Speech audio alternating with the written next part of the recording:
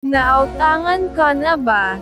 Tapos ilang araw, linggo, buwan taon ka na hindi nababayaran, at ang pangako sa'yo sa sahod na daw niya ibabalik, at ang matindi pa nito matagal mo na siyang kakilala at kaibigan tapos isang araw nag-message sa'yo sa messenger, "Pre, kumusta ka na?"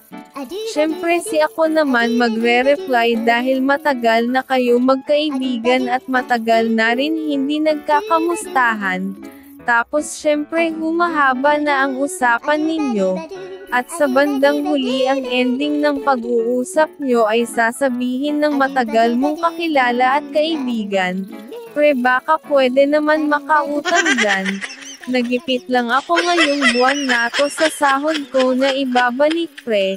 At syempre ikaw na medyo hindi ka naman gipit at merong konting sobrang pera ay ipapahiram mo ito ng sobrang dali lang. Dahil tiwala ka naman dahil nakikita mo naman sa Facebook niya na may trabaho naman siya at tiwala ka na rin at nahihiya ka tumanggi dahil matagal mo na sayang kakilala at kaibigan. Nang dumating ang araw na kailangan mo na ang pera na pinahiram o pinautang mo, magme-message ka sa messenger scene mode na lang at isang araw naka-block ka na sa Facebook. Di ba mga kagrabe talaga?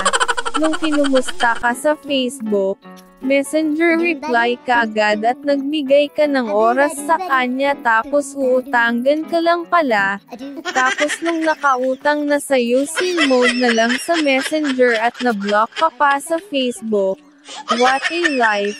Hindi madali ang kumita ng pera sa panahon nato. Pagod, puyat, sakripisyo para lang magkaroon tayo ng extra pera. Dapat kung gaano tayo kabilis nakautang sa isang tao ay dapat ganoon din kabilis magbayad ng pinagkakautangan.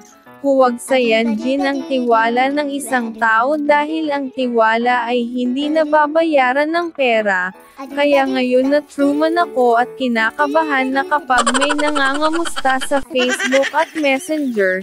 Sino relate mga kagrabe talaga? Comment down below, break it down nyo.